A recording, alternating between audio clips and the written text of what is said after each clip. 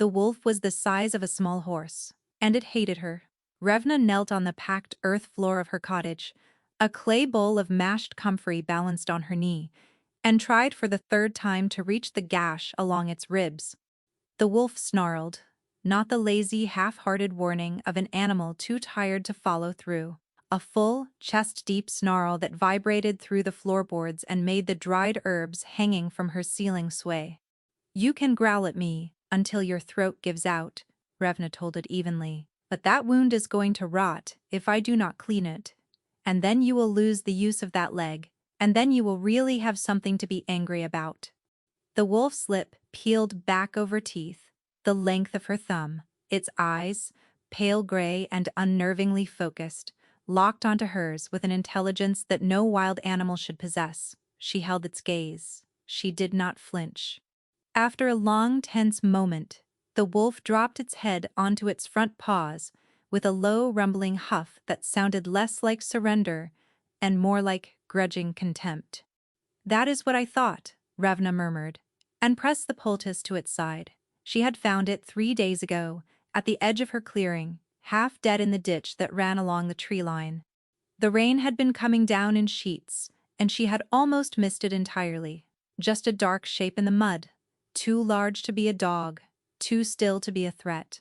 She had stood over it with her lantern raised, and her heart hammering, watching the shallow rise and fall of its enormous ribcage, and made the kind of decision that sensible people did not make. She dragged it inside. It had taken everything she had. The wolf was easily 3 times her weight, and she had to wrap a canvas tarp beneath its body and haul it across the floor in stuttering, breathless increments. By the time she got it in front of the hearth, her back was screaming, and the wolf had not stirred once. She had thought it would die in the night. It did not. Instead, it woke up furious. She had come downstairs at dawn to find it standing in the middle of her kitchen, hackles raised, teeth bared, knocking over a chair with every stiff, limping step. It snarled at the walls, at the fire, at the kettle. "Good morning to you, too," Revna had said from the bottom of the stairs. The wolf had wheeled on her, and for one frozen, suspended heartbeat, she was certain it would lunge. Its body coiled, its weight shifted forward. And then something behind those pale eyes flickered, something that looked almost like confusion, and it sat down heavily, like its own legs had betrayed it. That was the first morning. By the second day, it had stopped snarling at the furniture, but had not stopped snarling at her. It ate the rabbit she cooked for it, but only after she left the room. It let her check its wounds, but only while growling continuously, a low, sustained rumble of protest that did not stop until she lifted her hands away. She talked to it. She could not help it. Wevna had lived alone in this cottage on the edge of the Greymark for 4 years, and the quiet had a weight to it that she had stopped noticing until there was something alive in her home to break it. "I used to live in the valley settlement," she told the wolf on the second evening, while it lay by the fire, and she sat cross-legged on the floor, grinding yarrow with her mortar. "With the Dunmere pack, well, near the pack.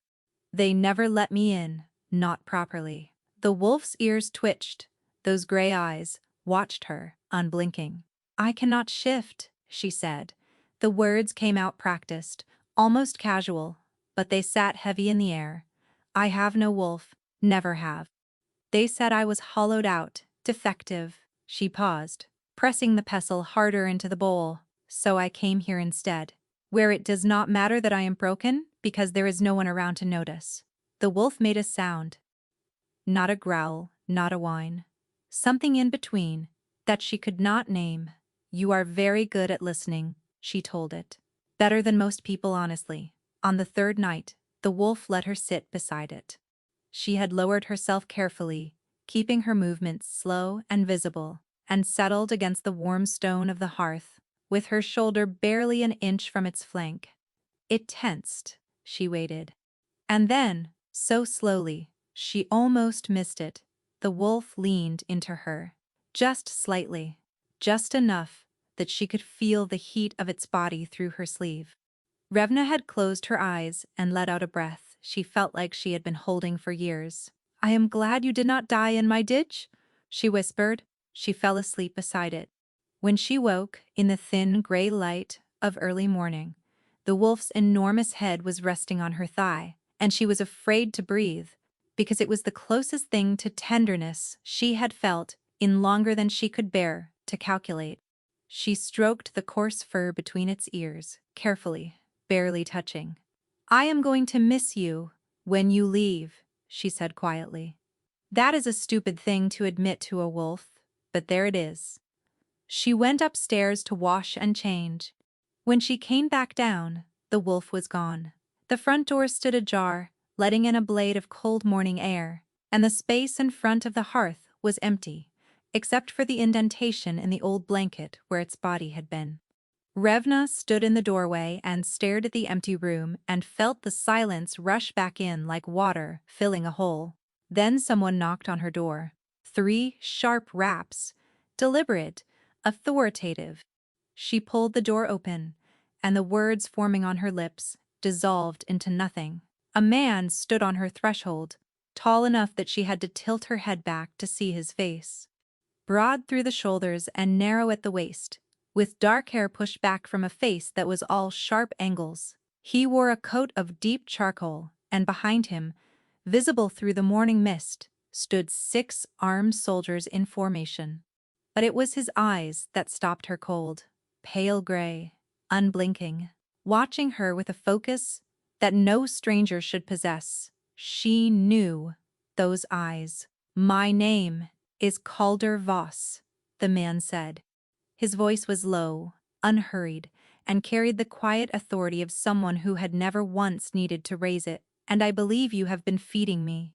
Revna's gaze dropped to his left side, where his coat hung slightly open, and she could see the edge of a bandage, white linen, wrapped around his ribs, in exactly the place where she had pressed a comfrey poultice against matted gray fur not 6 hours ago. Her throat closed. Every conversation, every confession, every whispered secret she had poured out to a wolf who she thought could not understand. She had told him she was broken. She had told him she was lonely. She had cried against his fur on the second night when she thought he was sleeping, and he had not been a wolf at all. He had been the Alpha King, and he remembered everything. The silence stretched between them like a wire pulled taut. Revna could feel the blood draining from her face, could feel her pulse hammering in her wrists and throat, and she gripped the edge of the door so hard her knuckles ached. "May I come in?" Calder asked. It was not really a question. Not from a king.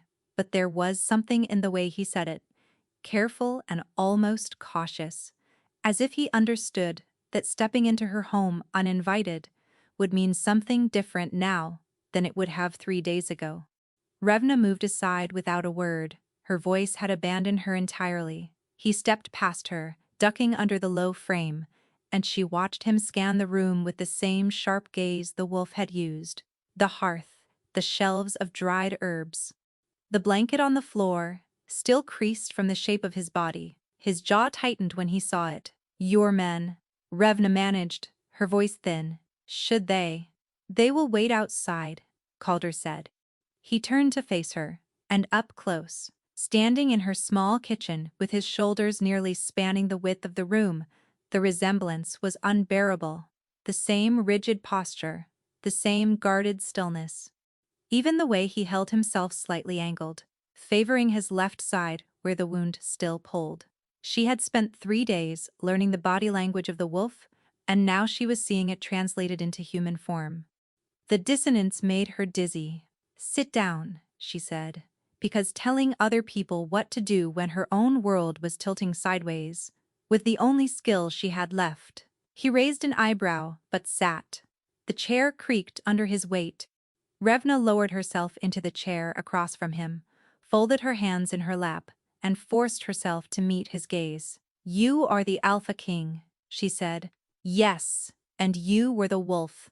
Yes, for 3 days." Something shifted in his expression. The hard mask cracked, just barely, and beneath it she saw exhaustion so deep It looked carved into his bones. I did not choose it, he said quietly. The shift. It was not voluntary. What do you mean? Calder leaned back in the chair and pressed his palm flat against the bandaged wound on his ribs. There is a curse, he said, and the word came out like something he had been carrying in his mouth for too long, heavy and bitter. It has been building for months. I lose control. My body shifts without warning, without consent, and each time it happens, it takes longer to come back. Revna stared at him. How much longer? The first time, it lasted minutes, then hours, then a full day. He paused. This time was 3 days, the longest yet. The implications settled over her like cold water. You are losing yourself, she whispered. His silence confirmed it more effectively than any words could have. My advisors have been searching for me since I disappeared, he continued, his tone carefully controlled. They tracked my wolf form to the Grey Mark. I was feral when I arrived here. I do not remember most of the journey. I remember. He hesitated. Something moved behind his eyes that she could not read. I remember your voice. Revna's stomach dropped. Of course he did. Of course he remembered her, babbling about her loneliness, and her broken wolf and her pathetic exile to a cottage at the edge of nowhere. She wanted the floor to crack open and pull her down into the earth. Your Majesty, whatever I said to you, while you were. She stumbled over the words. I thought you were an animal. I did not know you could understand me. I would never have presumed to burden the king with my... You told me you were glad I did not die in your ditch, he said. Revna closed her mouth. Her face burned so fiercely she thought her skin might actually catch fire. You also sang to me, he added, and there was something in his voice now that she could not quite identify. On the second night, when you thought I was asleep, Revna pressed her hands to her face. Please stop, she whispered through her fingers. A pause. When she peeled her hands away, she found him watching her with an expression that was almost gentle. Almost, but not quite, because gentleness seemed like a language his face had forgotten. I am not here to humiliate you, he said. I am here because of what happened while I was in your care. Revna waited, not trusting herself to speak. The curse pulls me under, Calder said, his words slow and deliberate. When I shift, I lose myself. My mind dissolves into the wolf, and there is nothing left of me. No thought, no control, just instinct and rage and hunger. He paused. But here, in this cottage, with you, I was present. Revna blinked. You were. I was aware. The entire time. His gaze held hers, steady and unflinching. For 3 days I could think. I could hear. I could understand every word you said to me. That has not happened since the curse began. Every other shift has been a blackout. I come back hours or days later with blood under my nails and no memory of what I have done. The weight of what he was telling her pressed down on her shoulders. You think I caused that, she said. I think your presence caused it, he corrected. I do not know why, neither do my healers. But I know that something about you, about being near you, anchored me when nothing else could. He straightened in the chair, and the careful vulnerability in his expression shuddered, replaced by something harder and more regal. Which brings me to why I am here. Revna's pulse spiked. She already knew what was coming. I need you to return with me to the capital, Calder said. No, Revna replied. The word left her mouth before her brain had any say in the matter. The king blinked. Clearly he was not a man who heard that word very often. Respectfully, Your Majesty, my life is here, Revna said, gripping the seat of her chair with both hands. My work is here. My garden, my medicines, my patients in the outlying villages. I cannot simply abandon everything because... She trailed off, because his face had changed. Not anger, something worse. Something tight and controlled that looked like fear, wearing the mask of composure. Revna, he said, and the sound of her name and his mouth did something to her stomach that she was not prepared for. The next shift could be permanent. The room went very quiet. My healers believe I am approaching a threshold, he continued, a point where the curse takes the wolf and does not give it back. I will shift and I will not return. I will become the thing I was when you found me in that ditch. Except there will be no coming back, no awareness, no thought. Just a feral creature that wears my skin. Revna's hands had gone cold in her lap. You are the only thing that has given me control in 7 months, he said. I do not ask this lightly. I do not ask it as a king commanding a subject. I am asking you because I am running out of time. She opened her mouth to argue, to explain that she was nobody, that she had no wolf, no rank, no power. And then it happened. His hand trembled first, a fine tremor that ran from his fingers up his wrist. Then his whole arm seized, the muscles locking rigid beneath his skin, and his head snapped back. A sound tore from his throat that was not human and not wolf, but something terrible in between. Trevna was on her feet before she knew she had moved. His body contorted, his spine bowed, his shoulders widened, the bones shifting beneath the skin of his hands. His eyes, when they found hers, were wild with panic. Calder. She grabbed his face with both hands, pressing her palms against his jaw, forcing him to look at her. Calder, stay with me, stay here. The tremors intensified. She could feel the heat pouring off him, could feel the muscles in his jaw clenching and releasing beneath her fingers. His skin was burning. The shift was trying to take him. I am right here, she said, her voice shaking but firm. You are in my kitchen. You are sitting in my terrible chair. You are looking at me. Stay. His breath came in ragged gasps. His hands gripped the edge of the table so hard the wood cracked. And then, slowly, agonizingly, the tremors subsided. The tension bled from his muscles. His spine straightened. His eyes cleared. The wild animal panic receding, like a tide pulling back from shore. He was drenched in sweat. His breathing was wrecked. He looked at her with those pale gray eyes, and she could see the raw, unguarded terror behind them. Please, he said. One word, stripped of authority, stripped of command. Just a man asking someone not to let him disappear. Revna swallowed hard. Her hands were still on his face. She could feel his pulse hammering beneath her fingertips. I will need to bring my herbs, she said quietly. Something broke in his expression. Relief so profound, it looked like pain. The capital was a day's ride east, and Revna spent every minute of it in rigid, nauseated silence, while the enormity of what she had agreed to settled over her like a slowly tightening net. When the palace rose into view, she stopped breathing, stone and iron and glass stretching against the sky, bristling with towers and banners. The seat of the wolf throne. And somewhere inside a room was being prepared for a wolfless foundling, with mud under her nails. What have I done? Revna whispered. The carriage passed through the gates, and the gates closed behind her.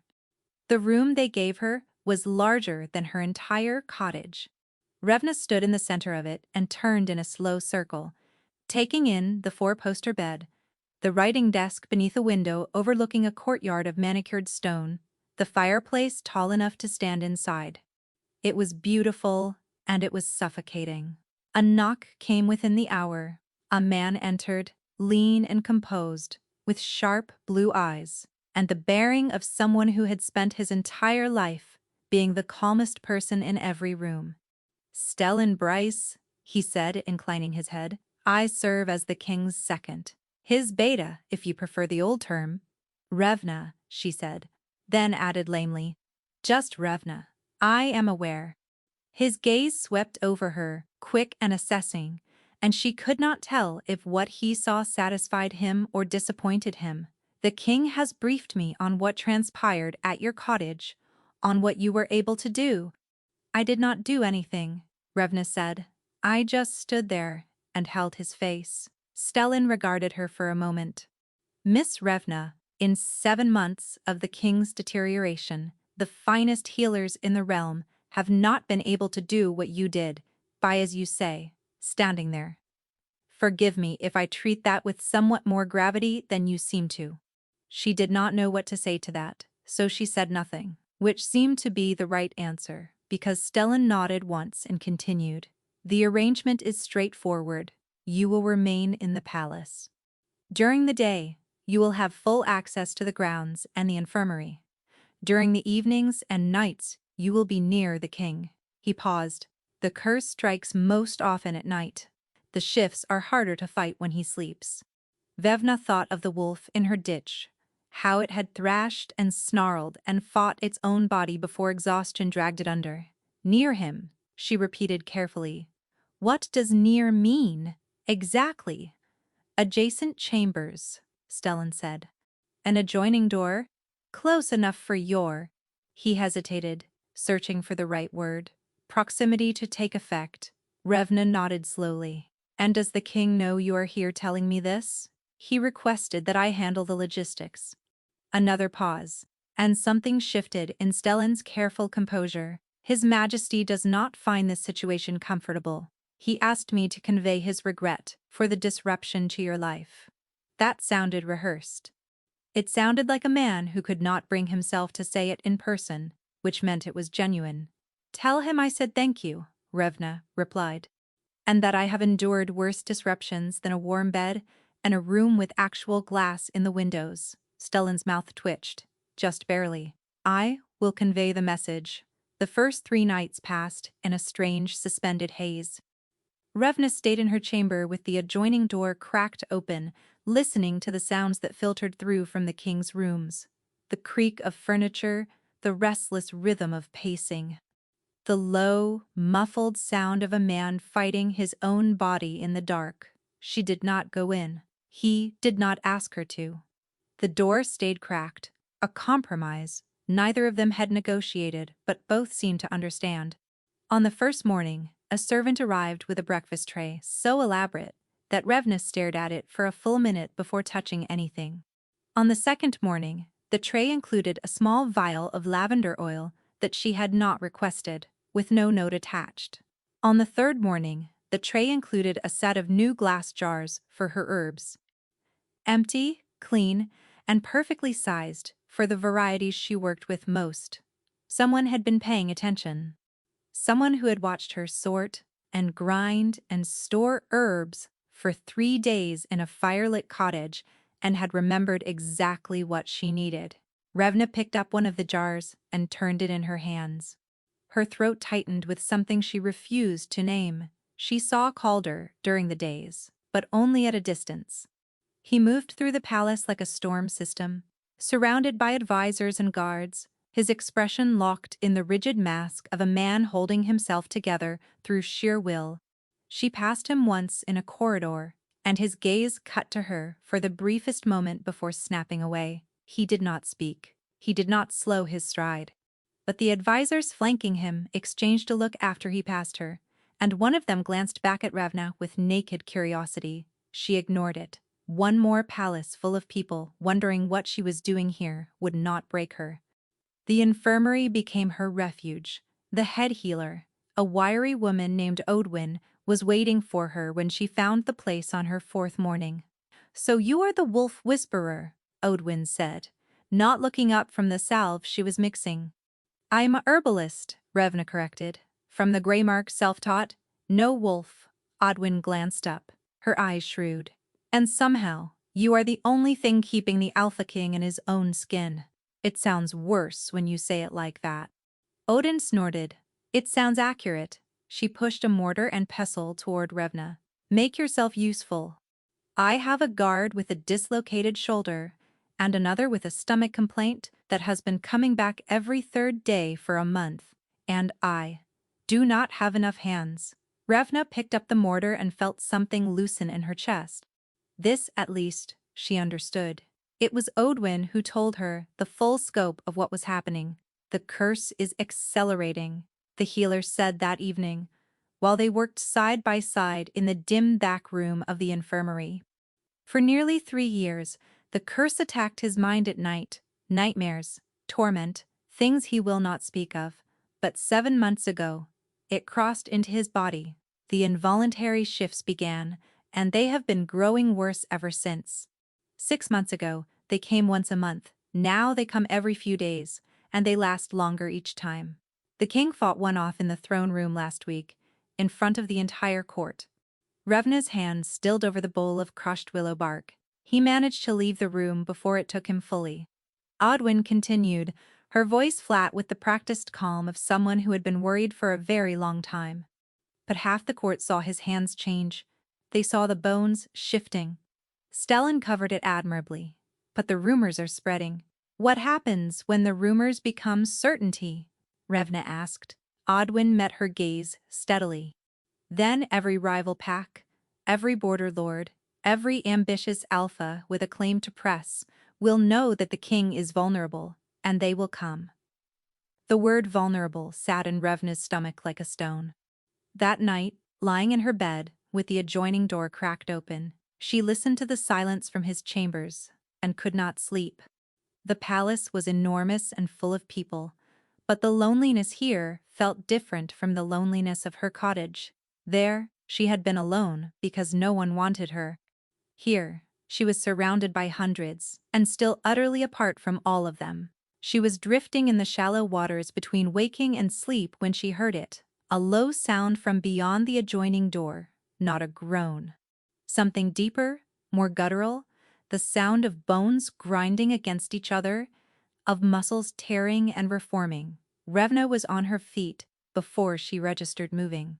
She pushed through the adjoining door and found Calder on his hands and knees beside his bed, his entire body locked in a violent tremor. His shirt was soaked through with sweat. His fingers were digging into the stone floor, and she could see the nails lengthening, thickening, curving into something that was not human. No, he ground out through clenched teeth. Not now. Not here. Revna dropped to her knees beside him and pressed her hands to his shoulders. The heat pouring off him was staggering, like touching a furnace through cloth. The muscles shifted beneath his skin. She felt his skeleton rearranging itself in slow, terrible increments. I am here, she said. He made a sound that was half gasp, half snarl.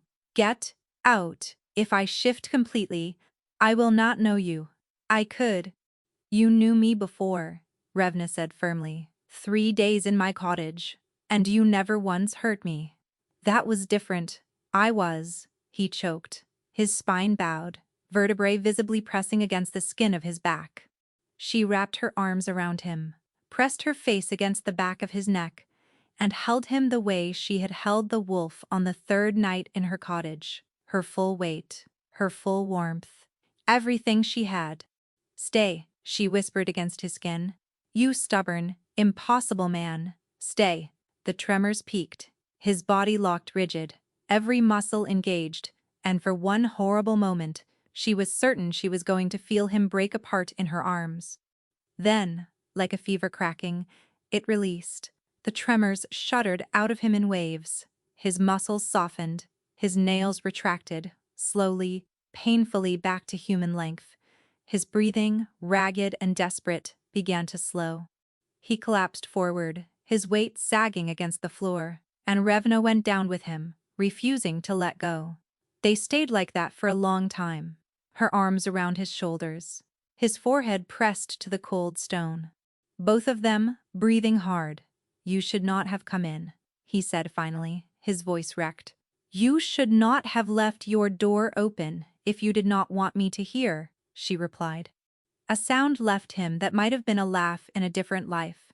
It is getting worse, she said. Not a question. He did not answer for a long time. When he finally lifted his head and looked at her, his eyes were red-rimmed and raw, and the exhaustion in them went so deep she felt it in her own chest. Every time it takes a little more, he said quietly. Every time it is harder to come back, and one of these nights, I will not come back at all. Revna felt the words land in her stomach, like stones dropped into deep water. She looked at this man, this king, this impossible, infuriating person, who had been a wolf in her kitchen 3 days ago, and who was now kneeling on a cold stone floor, fighting to keep his own body from consuming him.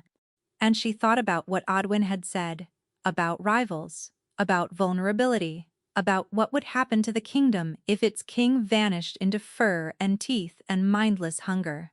"Then we find a way to break the curse," she said. Calder shook his head slowly. "It cannot be broken. I have tried everything." Revna set her jaw. "Then you have not tried me." He looked at her, really looked at her.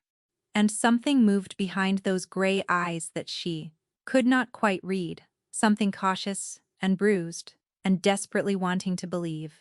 "Your door stays open," she said, "every night, and you stop trying to fight this alone." "Those are my terms."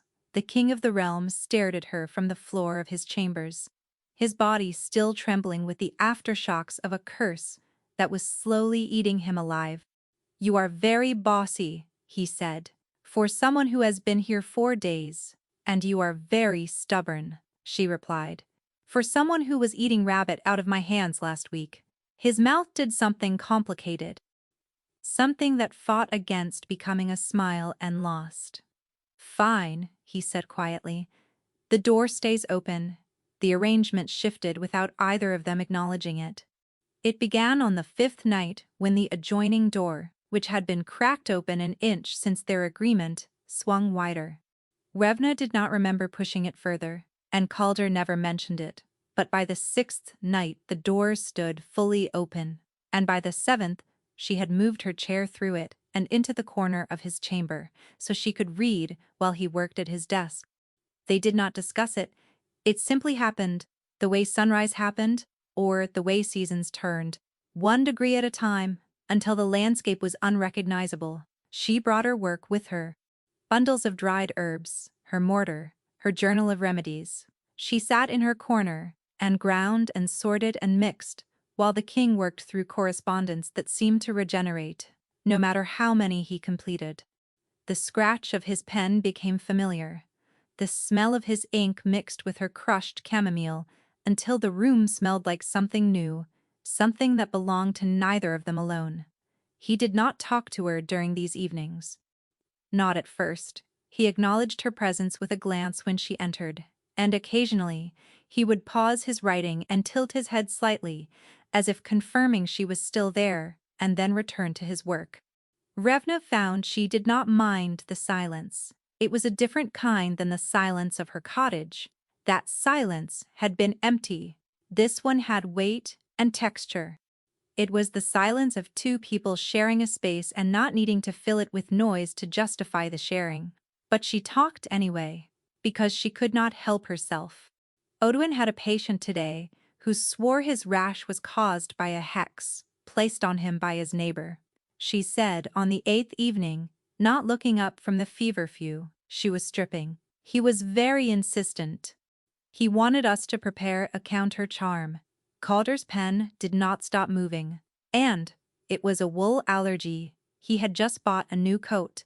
The pen paused. She glanced up and caught the faintest crease at the corner of his mouth before he smoothed it away. "What did you tell him?" he asked. "I told him the cure was to stop wearing the coat." She pulled a stem apart with practiced fingers. "He said he would rather be hexed." It was apparently a very expensive coat. The sound Calder made was barely audible, a short exhale through his nose that someone less attuned might have missed entirely. But Revna had spent 3 days reading the emotional register of a wolf who communicated through ear positions and the angle of his head, and she knew amusement when she heard it, however deeply buried. She stored these moments like pressed flowers. The almost laugh, the way his writing hand slowed when she spoke, as if he were concentrating on her words as much as his documents. The morning she found a second chair in his chamber, sturdier than the first, positioned in what had become her corner, with a small table beside it just large enough for her mortar and pestle. He never mentioned the chair. She never thanked him for it. They both understood what it meant, and naming it would have made it something that required discussion, and discussion would have introduced the possibility of one of them deciding it was too much. The shifts still came, not every night, but often enough that Revna learned to read the warning signs. A tension in his shoulders that went beyond his usual rigidity, a slight tremor in his writing hand. the way his jaw would lock and his nostrils would flare, as if he were scenting something she could not detect. When it began, she moved to him. No hesitation now. She would cross the room and put her hands on his shoulders, or his arms, or the back of his neck, wherever she could reach, and press her warmth against him until the tremors passed. Sometimes it took minutes. Sometimes it took the better part of an hour, with Revna kneeling beside his chair, while his body fought itself, and she whispered whatever came to mind. "I once treated a goat that had eaten an entire basket of soap," she told him. Through one particularly bad episode, her hands pressed against his forearms, while the tendons stood out like cables beneath his skin. The bubbles were spectacular. The farmer was not amused. Calder's breath came in sharp, ragged bursts. His eyes were squeezed shut. "The goat was fine," she continued. "Smelled lovely for a week. Afterward, not all at once, but incrementally, like a fist unclenching finger by finger, the shift retreated. His breathing steadied. When he opened his eyes and looked at her, the gratitude in them was so raw she had to look away. "You are absurd," he said, his voice hoarse. "You are welcome," she replied. One night, she fell asleep in her chair.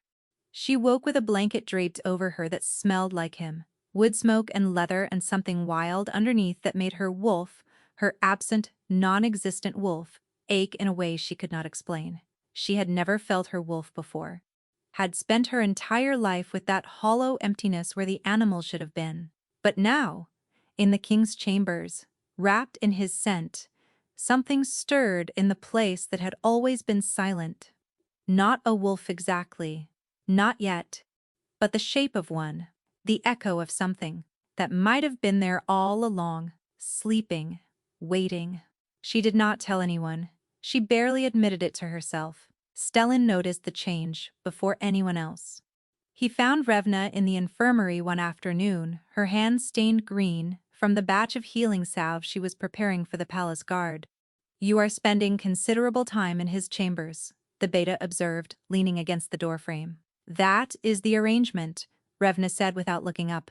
The arrangement was adjacent rooms, an open door. Proximity. Stellan paused.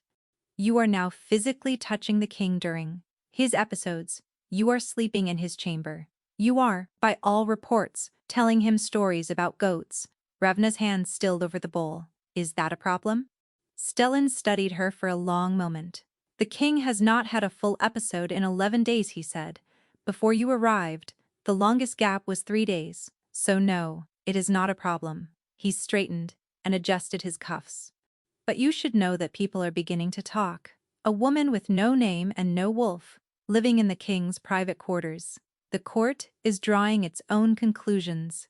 "Let them," Revna said, with more steel than she felt. "I intend to," Stellan replied, "but you should be prepared for what those conclusions might cost you." He left her with that warning ringing in her ears, and she tried to ignore it, and she failed. That evening, she arrived at his chambers to find Calder standing by the window, staring out at the darkening sky. He turned when she entered, and she saw something new in his expression, something she had not seen before. He looked nervous. "I have a request," he said. Revna set down her herb basket. "All right." The healers believe that direct contact throughout the night would give the strongest suppression of the curse. He delivered the words like a military briefing, clipped and precise, his gaze fixed on a point slightly above her left shoulder. "They recommend that you sleep in this room rather than the adjacent one." Revna felt her pulse climb. "In this room, a separate bed would be arranged," he said quickly, "along the far wall, appropriate distance. Nothing improper." The word improper landed between them and sat there, glowing faintly, daring either of them to acknowledge why it mattered. "Fine," Revna said, "but I require a proper pillow this time. The ones in my current room are stuffed with what I can only assume are river stones." Something in his rigid posture eased. "That can be arranged." The cot appeared within the hour.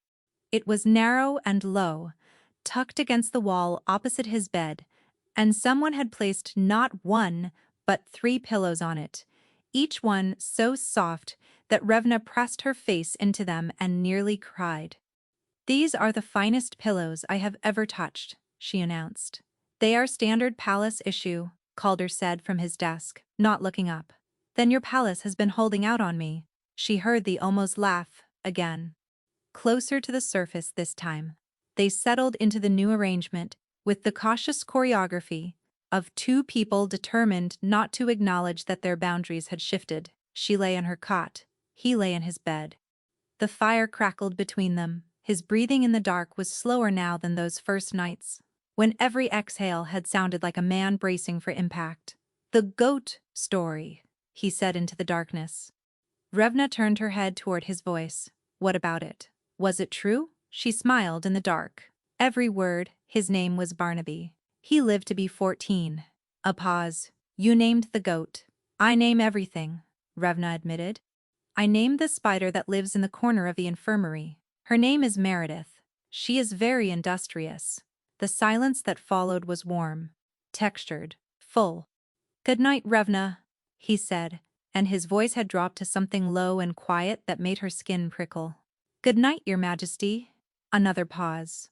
"Calder," he said. "When we are in this room, it is Calder." Her heart turned over in her chest. She pressed her face into the impossibly soft pillow and bit her lip against the warmth expanding behind her sternum. "Good night, Calder," she whispered. He fell asleep before she did. She lay in the dark and listened to the steady rhythm of his breathing, and felt the ghost of something stirring in the hollow place inside her chest. The place where her wolf should have been. It was closer now, whatever it was. Closer than it had ever been. 2 weeks into the arrangement, Revna woke to the sound of screaming, not Calder's voice. Something deeper than voice, something that bypassed her ears entirely and drove straight into the base of her skull, like a blade. She sat up gasping, her hands pressed to her temples, her vision blurring. Across the room, Calder was rigid in his bed, his back was arched off the mattress, his hands fisted in the sheets, his mouth open in a silent scream that produced no sound, but radiated agony through the room like heat from a forge. Revna threw off her blankets and crossed the space between them in 3 strides. She reached for his shoulder, and the moment her skin touched his, the room vanished. She was somewhere else. A forest. But wrong. The trees were bone-white. Their branches fused overhead in a lattice so dense that no sky was visible. The ground beneath her bare feet was soft and yielding, as though the earth itself was not quite solid. The air tasted of iron and grief. "Not again," she whispered. But this was different from the flashes she had experienced at her cottage. The fragments she had dismissed as vivid dreams. This was vivid and sharp and fully realized. The cold pressed against her skin. She could smell the rot beneath the iron. She could hear, at the edges of the hush, a sound like breathing that came from everywhere and nowhere at once. "Calder," she called out. She found him deeper in the white forest, standing in a clearing where the bone trees drew back in a rough circle. He was not the king here, not the controlled, rigid, carefully composed man she had come to know. He stood with his shoulders curved inward, his head bowed, his arms loose at his sides. He looked like someone who had stopped fighting. "Calder," she said again, moving toward him. He did not respond. His eyes were open but unfocused, fixed on something at the center of the clearing. Revna followed his gaze, and her breath stopped. Figures stood in the shadows between the trees. Dozens of them. Men and women and children, their faces pale and still, their eyes reflecting nothing. They did not move. They did not speak, but their presence pressed against the air like a physical weight, a collective accusation that needed no words. "Who are they?" Revna whispered, though she already felt the answer forming in her gut like a stone. Then she saw the bodies on the ground, not standing figures, fallen ones. Wolves in human form, sprawled across the soft, raw ground in attitudes of terrible stillness. Their chests did not rise, their eyes stared at nothing, and standing over them at the center of the clearing was a woman. She was old. Ancient, perhaps, Her hair hung in matted white ropes around a face that was more bone than flesh, and her eyes burned with a fury so concentrated it seemed to warp the air around her. She held something in her hands. A chain made of shadow, insubstantial and impossible, and its other end was buried in Calder's chest. Revna could see it now. The dark thread running from the old woman's grip directly into his sternum, pulsing with a slow, rhythmic beat that matched his heartbeat, feeding on it, drawing from it. Every night, the woman said, and her voice was the sound of a grave being dug. Every night you come back to me. Every night you pay. Calder's head lifted slightly. I know, he said, not fighting it, accepting it. No, Revna said, louder than she intended. Both figures turned to look at her. The old woman's burning gaze found Revna and narrowed with something that might have been surprise. You do not belong here, hollow girl. The word hollow hit Revna like a physical blow, the same word the Dunmere pack had used, the same wound opened by a stranger in a nightmare forest. Who are you? Revna demanded, her voice steadier than she felt. I am the price of his war, the woman said. She tugged the shadow chain, and Calder flinched. I am the debt he carries, and I will collect every last drop before I am done. Revna looked at Calder. Through the strange, impossible clarity of this place, she could feel him, not just see him. Feel the exhaustion, the guilt, the grinding, endless weight of responsibility and regret that the curse fed on like kindling. Who is she? Revna asked him. He was quiet for a long time. When he spoke, his voice was hollow. Her name was Marin Blackthorn, elder of the Ashenmore settlement. He swallowed. 3 years ago, a territorial dispute escalated between Ashenmore and the Crown. I sent soldiers to enforce the border ruling. It was supposed to be a show of force, nothing more. His hands clenched at his sides. The commanding officer exceeded his orders. There was a confrontation. People died. His voice cracked. Marin's daughter, her granddaughter, 14 wolves in total, half of them children. The figures in the shadows shifted. Revna understood now that they were the dead, every one of them, standing witness in this prison that Marin had built from her grief and rage. I punished the officer, Calder continued, his tone mechanical now, reciting facts he had repeated to himself 1,000 times. I executed him publicly. I offered reparations to the settlement. But Marin did not want reparations. She wanted you to suffer, Revna said. She wanted me to understand, Calder corrected quietly, what it felt like to lose everything. To be trapped in a place where the dead will not let you rest. Where you carry them every single night, and you cannot put them down. Marin watched this exchange with eyes like embers. The shadow chain pulsed between them. You carry guilt, Revna said, stepping closer to him. Real guilt for something terrible that happened under your command. I understand that, but this, she gestured at the bone forest, at the chain, at the silent accusing dead. This is not justice. This is torture, and it is killing you. Perhaps that is the point, Marin said. Perhaps you have made your point, Revna shot back, turning on the old woman with a ferocity that surprised even herself. 3 years. 3 years you have fed on him. Is it enough yet? Has his suffering equaled theirs? Will it ever? Marin's expression did not change. It will never be enough, she said simply. That is the nature of grief. The words landed with a terrible finality. Revna felt the truth of them settle into her bones. This curse had no endpoint, no condition of release. Marin had not built a punishment with a sentence attached. She had built an engine of endless retribution, powered by a mother's grief that would never, could never, be satisfied. And it was killing Calder inch by inch, night by night, feeding on his guilt, because his guilt was bottomless. Revna reached for his hand. His fingers were ice cold, and when she gripped them, she felt the shadow chain pulse angrily, as if her touch was an intrusion. We are leaving, she said. Marin tilted her head. You cannot take him from me, hollow girl. He belongs to the dead now. Revna pulled. She did not know how to leave this place, did not know the mechanics of whatever strange connection allowed her to enter it in the first place. But she pulled with everything she had, and the bone forest shuddered, and the ground beneath her feet rippled like water. Marin's eyes widened. The shadow chain went taut. Interesting, the old woman murmured. Revna gasped awake. She was on the floor beside Calder's bed, her hand still gripping his wrist so tightly her fingers had gone white. He was awake too, bolt upright, his chest heaving, his face slicked with sweat. They stared at each other in the amber light of the dying fire. "You saw her," he said. "Not a question." "Marin Blackthorn," Revna said, her voice raw. Something shattered in his expression. The careful control he maintained every waking moment crumbled, and beneath it she saw the full, devastating scope of what he had been carrying. 3 years of nightly torment. 3 years of facing the dead and agreeing with them.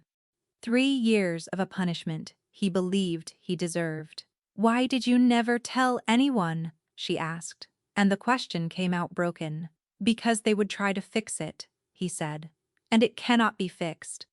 Those people died because of my orders. A girl lost her life because I chose the wrong officer for a mission that should never have required force in the first place." He pressed the heels of his hands against his eyes. "Marin is right. I deserve this." "You deserve to be haunted for a mistake," Revna demanded. 14 people died. Revna children died. And you punished the man responsible. You offered everything you could. You have spent 3 years being eaten alive by a curse that is slowly destroying your mind and your body. Her voice rose, shaking with an emotion she could not contain. "At what point does the debt get paid? At what point is your suffering enough?" He looked at her with eyes so desolate, she felt the grief transfer directly into her own chest, through whatever thread connected them. "I do not think it works that way," he said. Revna knelt beside the bed, still holding his wrist, and felt the truth of his words like a wound. He did not believe he deserved to be free, and as long as he believed that the curse would hold. "Then we change the way it works," she said. He shook his head slowly, exhaustion pulling at every line of his face. "You should not have followed me there. If Marin realizes what you are to me, she will use you against me. She will find a way to hurt you, and I cannot." His voice broke. "I cannot carry that too." Revna felt her chest tighten around a feeling so large, it pressed against her ribs and stole her air. "What I am to you," she repeated softly. His eyes met hers, and the rawness in them was unbearable. She saw it, then. The thing he had been fighting, the thing he would not name, the pull that had existed between them since a wounded wolf had leaned into her shoulder by a dying fire. He knew. He had known for weeks, and he was terrified. "Go to bed, Revna," he said quietly. "Please." She released his wrist. She climbed back into her cot. She lay in the dark and listened to him breathe, and neither of them slept for a very long time. In the morning, his eyes were hollow, and when he left for the council chamber without looking at her, she felt the distance between them like a blade pressed flat against her ribs. The attack came 3 days later. Not from Marin, not from the curse, from the court. Revna was crossing the main hall when she heard the whispers coalesce into something louder. A cluster of nobles near the great staircase, their voices carrying further than they intended, or perhaps exactly as far as they intended. A wolfless nobody, sharing the king's private chambers. "It is an embarrassment to the crown. She has bewitched him, some kind of herb trick. The Greymark is full of hedge witches and frauds. The king has been declining since she arrived." "Coincidence? I find that very difficult to believe." Revna kept walking, spine straight, face blank, hands trembling in the folds of her skirt. She made it to the infirmary before the composure cracked. Audwin took one look at her face, shut the door, and guided her to a stool. "The court?" Revna managed, I heard. Audwin's voice was flat with controlled anger. "Lord Harwin has been circulating a formal petition to have you removed from the palace. He has 14 signatures." Revna pressed her palms against her knees to stop them from shaking. "On what grounds?" "Impropriety." undue influence on the crown, suspicion of coercion through unlicensed herbal remedies. Odwin paused. He is also implying you are using your position in the king's chambers to pursue an inappropriate relationship. The words hit like stones, each one precise and calculated to wound. It is not true, Revna said, though she knew that was not the point. The truth did not matter in courts, perception did. And the perception was that a nameless, wolfless woman from the borderlands had wormed her way into the most powerful man's private quarters. I know it is not true, Odwin said. Stellan knows it is not true. The king certainly knows it is not true, but Harwin has the ear of half the old families, and if the petition reaches formal council, Calder will be forced to respond to it publicly. Revna stared at the floor. She thought of Calder's face in the bone forest, the devastation in his eyes when he spoke about the dead. She thought of the shadow chain pulsing in Marin's hands.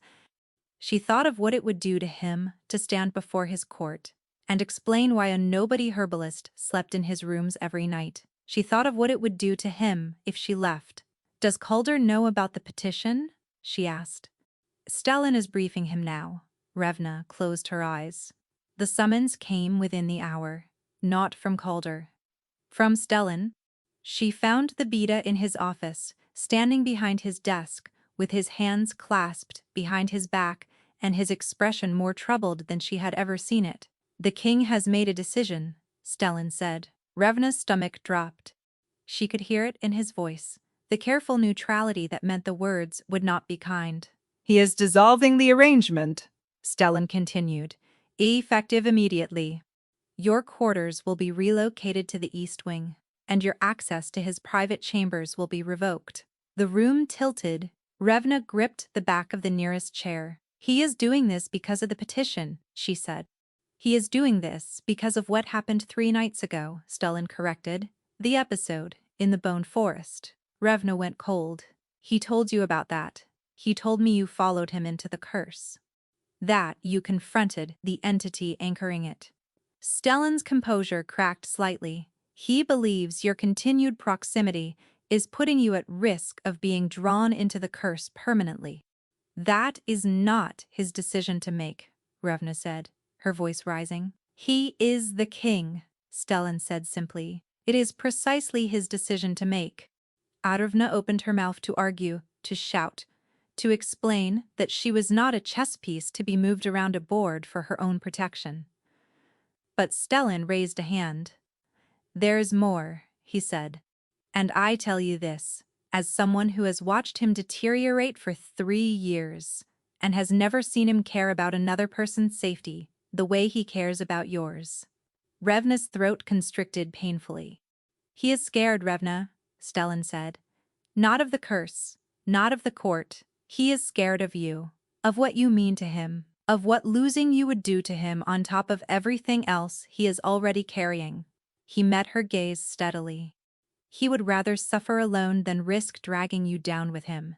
That is not cruelty. It is the most terrified act of love I have ever witnessed from a man who does not know how to love. Revna's vision blurred. She blinked hard and refused to let the tears fall. Where is he now? She asked.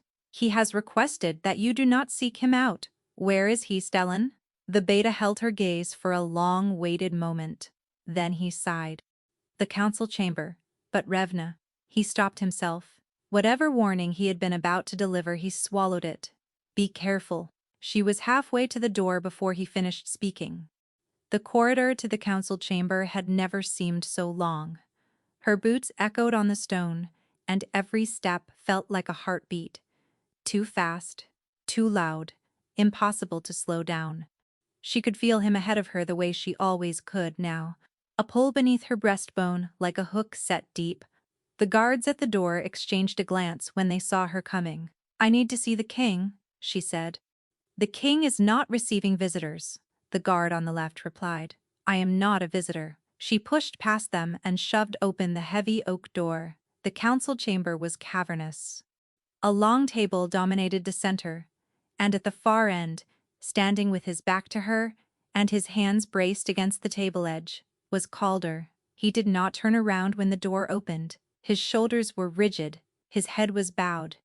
She could see the tension in his forearms, the white-knuckle grip on the table, and she knew with absolute certainty that he had felt her coming long before the door moved. "I told Stellan to keep you away," he said. "And Stellan is very good at his job," Revna replied, walking toward him. "But I am very bad at doing what I am told. This is not a joke, Revna." His voice was raw, stripped. "I know it is not a joke." She stopped 6 feet from him. "Look at me." He did not move. "Calder, look at me." He turned, and the sight of him nearly broke her resolve. His eyes were red-rimmed and sunken. The hollows beneath his cheekbones had deepened in just 3 days. He looked like a man being consumed from the inside, and she realized with a lurch of horror that without her the curse had been feeding freely. The episodes had returned. He had been fighting them alone, in silence, all night, every night, since he sent her away. "You look terrible," she said, and her voice cracked. "You should not be here," he replied. "You are dying," she said, the words tumbling out harder and sharper than she intended. "You are standing here dying, and you sent away the one person who can help you because you are too proud, or too guilty, or too afraid to let someone care about you." His jaw clenched so hard she could see the muscles jumping beneath his skin. "It is not pride," he said. "Then what is it?" "It is the fact that I watched you enter a cursed nightmare and confront a dead woman's ghost." His voice rose for the first time she had ever heard, the controlled composure fracturing. "It is the fact that Marin saw your face and knows your name, and if I keep you close, she will find a way to trap you there, with me, and I will not. I will not do that to you."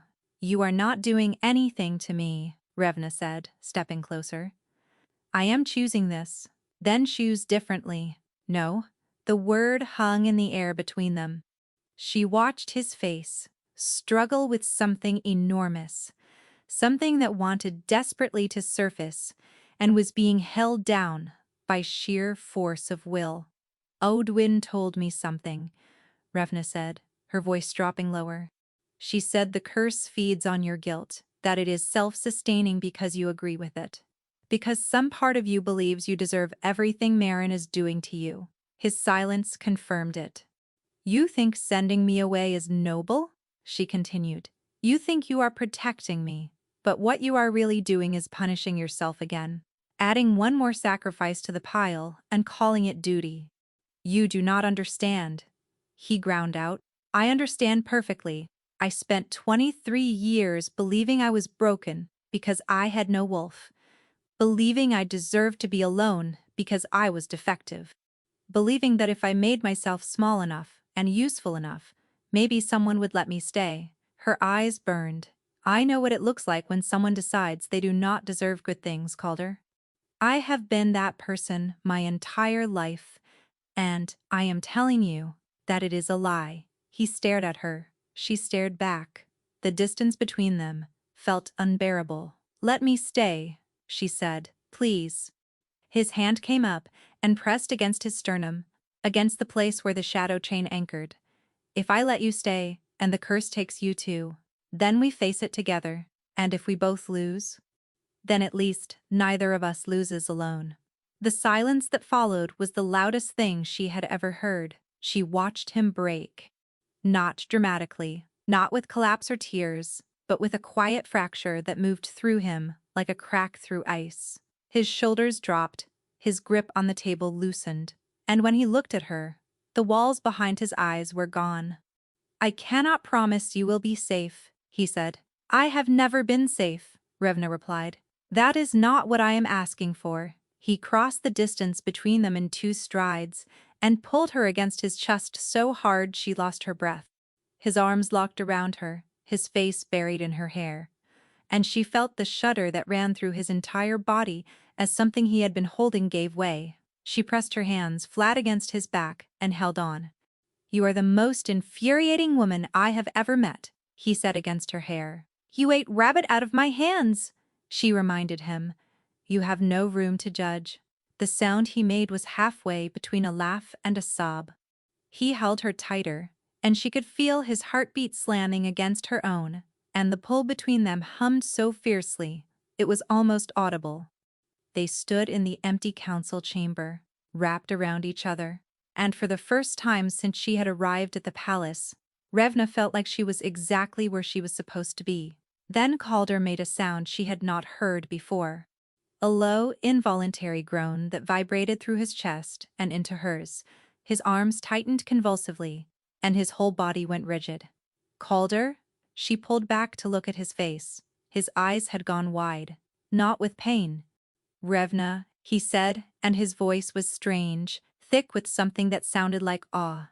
Your scent just changed. She blinked. What? He leaned closer, his nose skimming the curve of her neck, and inhaled deeply. The sound he made was devastating. You have a wolf. He breathed. The words detonated in her chest.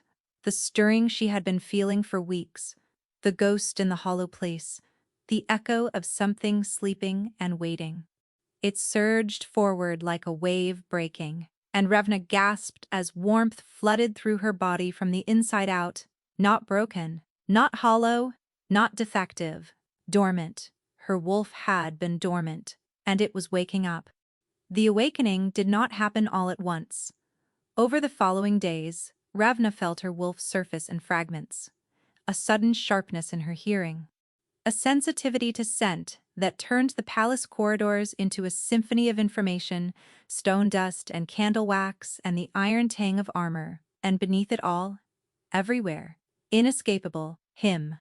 Calder's scent threaded through the palace, like a current through water, and now that her wolf was stirring, she could not stop tracking it. She sensed him across rooms, across floors. A low, persistent awareness that lived beneath her skin like a second pulse. And when he was near, it quickened, and when he was far, it ached. Odwin noticed immediately. Sit still, the healer ordered, pressing 2 fingers to the pulse point beneath Revna's jaw. Your heart rate is elevated. I am fine, Revna said. You are radiating pheromones, like a signal fire. Half the wolves in the infirmary have been staring at you for the last 20 minutes. Odwin pulled back and folded her arms. When did this start? Revna told her. About the stirring, the warmth, the way Calder had pressed his face against her neck, and said the words she had spent her entire life, believing she would never hear.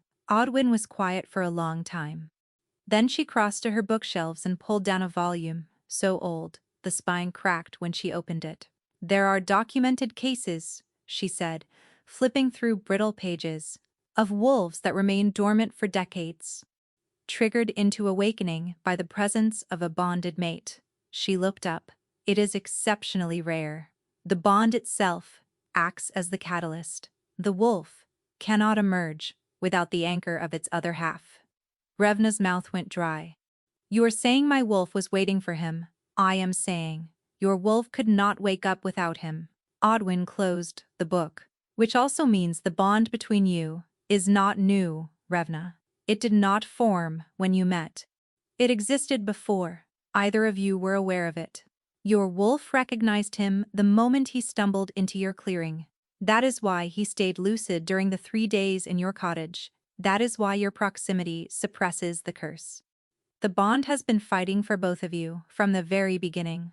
The enormity of it pressed down on Revna's shoulders. Does he know? She asked. He is an alpha king with 3 centuries of bloodline instinct. He knows. Odwin's gaze sharpened. The question is whether he will accept it, or whether he will use it as one more reason to push you away. Revna set her jaw. She was done being pushed away. She found him that evening in his chambers, standing at the window, the way he always did when he was carrying something too heavy to sit down with.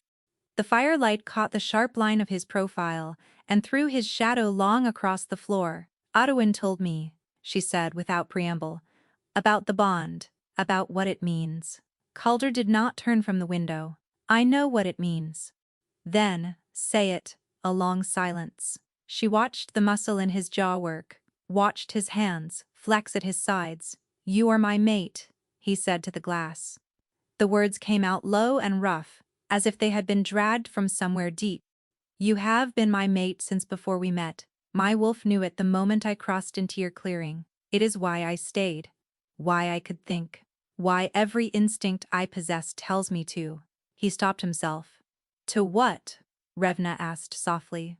He turned then, and the look on his face was the most unguarded thing she had ever seen from him. Want and fear and grief and hope all tangled together in an expression that made her chest ache. "To never let you go," he finished. Revna crossed the room. He watched her come like a man watching something he had convinced himself was not real. She stopped in front of him and lifted her hand to his face, pressing her palm against his jaw the way she had in her kitchen a lifetime ago, when his body had been trying to tear itself apart and her touch had pulled him back. "Then do not," she said. His eyes closed, he leaned into her hand, and the sound he made was so raw it did not have a name. "The curse will come for you," he whispered. "Marin will use you against me. She will find the bond and pull on it and try to break you, to break me. Let her try, Revna. I have spent my entire life being told I am not enough. Not wolf enough, not strong enough, not worthy enough." She held his gaze without flinching.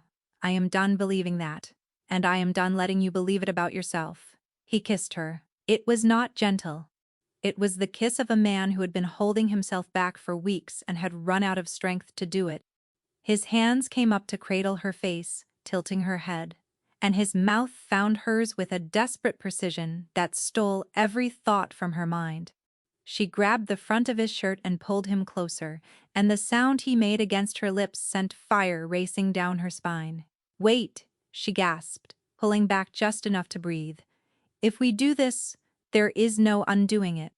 The bond will complete." "I know," he said, his forehead pressed against hers. "I know what it means, and the court will know. Lord Harwin, the petition. Everyone who says I do not belong here, let them say it." His voice dropped to a growl that vibrated through her chest. "Let them say it to my face.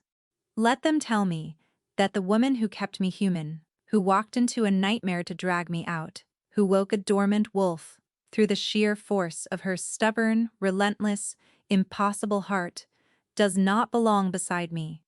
I will enjoy that conversation very much." Revna laughed, and it came out, wet and shaking and fierce. She pulled him down and kissed him again, and this time neither of them stopped. He pressed his forehead against hers, and she could feel the tremor running through him. The same barely contained force he used to fight the curse, except now it was directed at something entirely different. The vulnerability of it, the mutual surrender after so much resistance, was overwhelming. "Stay with me," she whispered. "Always," he said. The mating marks appeared at the same moment, his on the curve of her neck, and hers on his, burning into their skin like a brand of light. The bond snapped into place, and it felt like a door opening inside her chest. Not a lock clicking shut, a lock being released. Light and warmth and the full, staggering force of his presence poured through the connection, and he gasped as he felt hers in return. The bond flared so bright she could see it behind her closed eyes, a thread of gold connecting them at the deepest level she had ever known existed. "Revna," he whispered her name, and it sounded like a prayer. They held each other for a long time, his arms wrapped around her, his face pressed into her hair. His heartbeat pulsed through the bond, now steady and strong, and perfectly synchronized with her own. His emotions spread above her own, like a second sky, vast and complex and full of something so warm, it made her eyes sting. "Your wolf," he murmured against her temple. "I can feel her." Revna pressed closer. She could feel her too. Not a ghost anymore, not an echo, a presence, fully awake, fully alive, curled inside her chest like a flame in a hearth, patient and fierce and utterly certain of where it belonged. "She has been waiting a long time," Revna whispered. "So have I," Calder said. They fell asleep wrapped around each other, the bond humming between them like a song. And for the first time, Revna was not afraid of what waited on the other side. She should have been. She opened her eyes to white trees and the smell of iron. The bone forest was different this time. The trees pressed closer. Their branches fused so tightly overhead that the lattice had become a ceiling, solid and suffocating. The ground was softer than before, yielding beneath Revna's feet in a way that made her stomach lurch. And the stillness had teeth. Revna followed the bond through the white trees like a compass needle, turning north, and found him standing at the edge of the clearing where Marin waited. But he was not diminished this time. He stood tall, his shoulders set, his jaw tight. The defeated slump she had seen in every previous visit was gone. He looked at the dead surrounding them with grief in his eyes. Yes, with sorrow that ran as deep as bone, but he was not bowing under it. He was carrying it. Standing upright beneath its weight for the first time, the bond. She could feel it working in him. Feel the way her presence in his chest gave him something to brace against. A foundation beneath the grief, instead of a void. Marin felt it too. The old woman's burning eyes. Locked onto Revna the moment she stepped into the clearing, and the expression that crossed her ravaged face was not surprise this time, it was fury. "You bonded with him," Marin said, and her voice cracked like breaking timber. "You foolish, reckless girl. You have tied yourself to a dead man." "He is not dead yet," Revna said, moving to Calder's side. His fingers closed around hers, warm and solid. "He will be."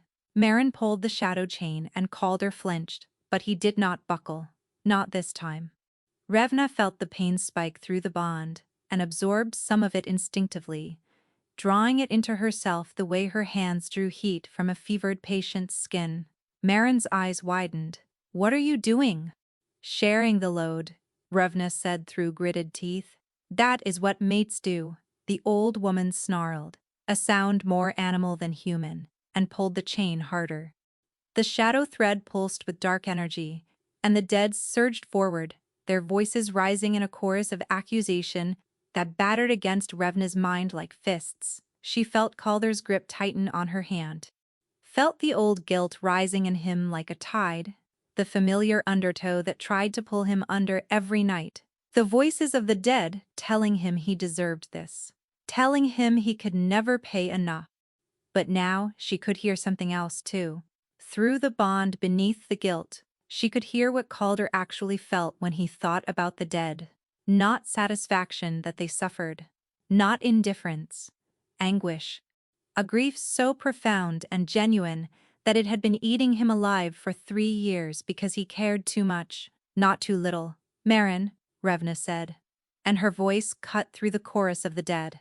"He did not kill your daughter." The old woman's face contorted. He sent soldiers to enforce a border ruling. A commanding officer exceeded his orders. Calder punished that officer with death. Revna's voice was steady now, grounded by the bond humming through her. "What happened to your family was a tragedy. Nothing will ever undo it. But the man standing in front of you has spent 3 years being destroyed by grief for your daughter, for your granddaughter, for every life lost that day." "Words," Marin spat. "Pretty words from a pretty girl who knows nothing of loss." "I know loss," Revna said quietly. "I was abandoned at birth, left on the steps of a castle by parents who did not want me. I spent 23 years believing I was broken, defective, less than nothing." She paused. "I know what it is to carry something that does not belong to you and call it yours. Because the pain is the only thing that feels real." Marin stared at her. "Your grief is real," Revna continued. "Your rage is real. Your daughter deserved to live, and her death was wrong. But this," she gestured at the bone forest, at the chain, at the endless tormenting prison, "this is not keeping her memory alive. It is keeping everyone in chains." Marin's burning eyes flickered. Just for a moment. Just the briefest crack in the wall of fury, but Revna saw it. Beneath the rage and the curse, and the 3 years of vengeance, there was a mother, exhausted, grieving. Trapped in her own creation just as surely as Calder was trapped in his. Calder spoke. His voice was rough and unsteady, but he spoke. "I dream about her," he said. "Your daughter Lyra. Every night, I dream about the white cloth in her hands. She was trying to make peace. She was braver than anyone on that field, braver than me, and I failed her. His voice broke. I failed her, and I am sorry. I am sorry in a way that will never be adequate. No apology will ever be enough. I know that. He stepped forward. The shadow chain pulled taut against his chest, but he did not stop. But I am asking you to let her rest, he said. Not for my sake.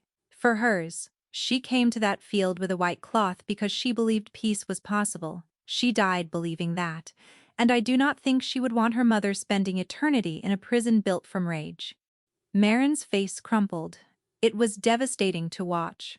The fury that had sustained her for 3 years, the curse that had given her grief a purpose and a target, collapsed inward like a structure losing its foundation. What remained was a mother standing in a forest of bone, holding a chain made of shadow, surrounded by the dead she had been too broken to release. She was 17, Marin whispered. She was carrying wildflowers in her other hand. Did you know that? White cloth in one hand and wildflowers in the other. Because she wanted to give them to whoever accepted the peace. Tears streamed down Revna's face. Through the bond, Calder's grief matched Marin's note for note. 2 people who had been carrying the same dead girl for 3 years, one in guilt and one in rage, and neither of them had been able to put her down. Let her rest, Revna said softly. Let them all rest, and let yourself rest too.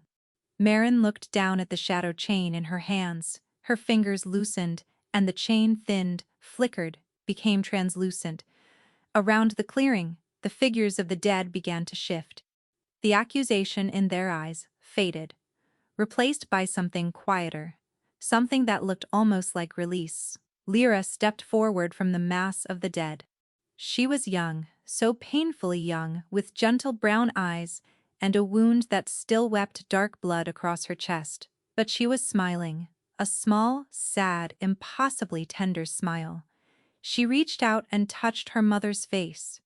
A single, devastating sound that contained 3 years of fury and grief and exhaustion. She pressed her face into her daughter's palm and wept. The chain dissolved. The shadow thread, buried in Calder's chest, unraveled like smoke in wind, and he staggered, gasping, his hand pressing flat against his sternum, where the anchor had been. Revna caught him bracing his weight against her shoulder. One by one the dead turned away. They walked into the white trees and faded, dissolving into the fog like breath into cold air. Lyra looked at Calder one last time. She held up her empty hand, the one that had carried wildflowers, and opened her fingers. Then she was gone. Marin stood alone in the clearing, old and broken, and finally, mercifully, unburdened. She looked at Revna with eyes that had lost their fire. What remained was something human, something tired. Take care of him, she said. Then the bone forest shattered. It broke apart like ice on a spring river, the white trees splintering, the lattice ceiling cracking open to reveal a sky she had never seen in this place. Not gray, not white, blue. Pale and fragile and impossible blue, and sunlight poured through the gaps and dissolved everything Marin had built. Revna woke in Calder's arms. Real arms, in a real bed, in a room that smelled of wood smoke and lavender, and the warm, wild scent of her mate. Sunlight was streaming through the windows, actual sunlight, golden and warm and absurdly, impossibly beautiful. Calder was already awake. He was looking at her with an expression she had never seen on his face before, open, unguarded, devastated with relief. She pressed her hand to his chest, where the shadow chain had been. There was nothing. Just skin, just warmth, just the steady, powerful beat of his heart. It is gone, she whispered. He nodded. His eyes were wet. How do you feel? She asked. He pulled her closer, tucking her against his chest, his arms wrapping around her so tightly she could feel every breath he took. She felt his answer through the bond before he spoke it. A wave of peace, so profound it brought fresh tears to her eyes. Free, he said. The curse did not leave scars, not visible ones.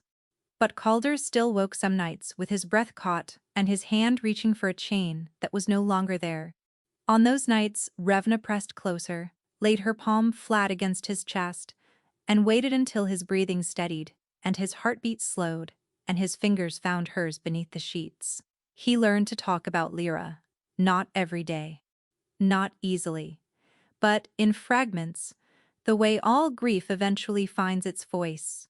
He told Revna about the white cloth and the wild flowers, and he told the council, and he told the families in Ashenmoor when he traveled there personally to lay flowers at the settlement's memorial stone. Marin was still alive, living quietly in the hills beyond Ashenmoor, tending a garden that had been untouched for 3 years. Revna sent her seeds from the palace gardens, lavender and chamomile, and a cutting from the old rosebush that grew outside the infirmary window. She did not know if Marin planted them. She sent them, anyway. The court adjusted slowly, as courts always do. Lord Harwin's petition died quietly after Calder addressed the council directly and explained, in terms that left no room for interpretation, that Revna was his bonded mate, his queen, and that anyone who wished to challenge her place was welcome to take the matter up with him personally. No one took him up on the offer. Revna shifted for the first time on a cold morning in the first month of winter.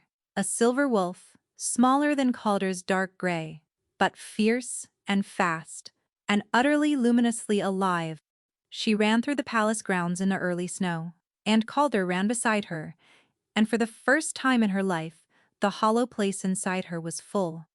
On a quiet evening, months later, Revna sat by the hearth in their chambers, grinding chamomile the way she always had, the mortar and pestle steady in her hands. Calder lay on the rug beside her, his head resting against her knee, a report forgotten on his chest. His eyes were closed. His breathing was deep and slow and peaceful. She stroked the hair at his temple and watched the firelight play across his face. "I am glad you did not die in my ditch," she whispered. He smiled without opening his eyes. They slept.